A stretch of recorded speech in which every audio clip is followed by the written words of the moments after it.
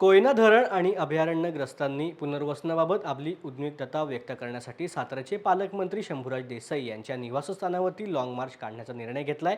गेल्या वर्षी 27 मार्चला कोयना नगर येथे पालकमंत्र्यांनी आंदोलनस्थळी येऊन 1 महिन्यामध्ये कोयना पुनर्वसनाबाबत मुख्यमंत्र्यांसोबत बैठक घेऊन पुनर्वसनाचा विषय मार्गी लावतो असं लेखी आश्वासन आंदोलनकर्त्यांना दिलं होतं। या आश्वासनाची आठवण करून देण्यासाठी धरणग्रस्त पायी चालत मंत्र्यांच्या निवासस्थानी जाणार आहेत। त्या ठिकाणी ठोस निर्णय होईपर्यंत बेमुदत ठिय्या आंदोलन सुरू ठेवणार असल्याची माहिती प्रकल्पग्रस्तांकडून देण्यात आली।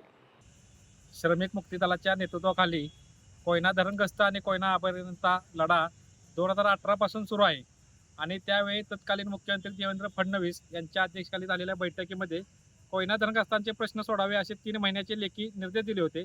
आज 5 वर्ष उलटून गेली तरी कोयना धरणग्रस्तांचे प्रश्न अद्याप सुटलेले नाहीत। श्रमिक मुक्ती दलाच्या वतीनं सातत्याने पाठपुरावा करत आहे। आता 12 फेब्रुवारीला पुनर्वसन मंत्री यांच्यासोबत बैठक झाली, त्यामध्ये जे अवमान याचिका आहे त्या अवमान याचिकेवर चर्चा करण्यात आली। त्यावेळेला तिथे उपस्थित असलेले उपसचिव यांना त्या अवमान याचिकेबाबत विचारलं असता त्यांनी सांगितले की कोयना धरणाबाबत कोणतेही वाटप बंद करू नये असे कोर्टाचे निर्देश नाहीत। परंतु काल पालकमंत्री महोदयांनी एक प्रेस नोट काढली आहे, त्यामध्ये त्या अवमान याचिकेचा उल्लेख केलेला आहे। पालकमंत्री महोदयांनी याबाबत अवमान याचिका व्यवस्थित वाचावी आणि कोयना धरणग्रस्तांच्या बाबतीत आडकाठी न आणता प्रश्न सोडवण्यासाठी पुढाकार घ्यावा।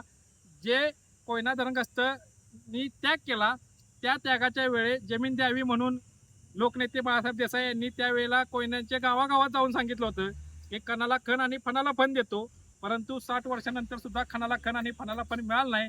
आज त्यांचेच नातू कोयना धरणाचे प्रश्न लवकर सोडावेत म्हणून जी उच्चस्तरीय कमिटी स्थापन केलेली आहे त्याचे ते अध्यक्ष आहेत, परंतु ते अध्यक्ष असताना कोयना धरणग्रस्तांचे प्रश्न सोडवण्याऐवजी उच्च न्यायालयामध्ये अवमान याचिका आहे, त्या अवमान याचिकेचा अपमान होईल अशा पद्धतीनं चुकीची माहिती देऊन लोकांची दिशाभूल करत आहेत।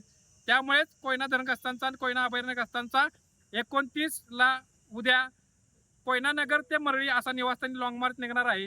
त्यामुळे लाँग मार्च हा कोयनेच्या लोकांचा चिवटपणे संघर्ष करणारा निघणार आहे आणि ऐतिहासिक असा विजय घेतल्याशिवाय आम्ही माघार घेणार नाही। कोयनेच्या जमीन वाटपाच्या प्रक्रियेला कोणतीही अडचण नाही, न्यायालयाची सुद्धा अडचण नाही। सातारा जिल्ह्यात अधिकाऱ्यांनी काही प्रस्ताव मंत्रालयात पुनर्वसन मंत्र्यांच्या बैठकीत झाल्याप्रमाणे मंत्रालयात सादर केलेले आहेत। सांगली जिल्ह्यात जी जमीन मागणी केलेली आहे त्याबाबत अजून कोणतीही हालचाल झाली नाही, ती हालचाल व्हावी आणि कोयना धरणग्रस्तांचं रखडलेलं पुनर्वसन लवकरात लवकर प्रश्न सुटावेत आणि 100% विकसनशील पुनर्वसन होईल। तोपर्यंत श्रमिक मुक्ती दलाचा लढा हा कायमस्वरूपी चालू राहील।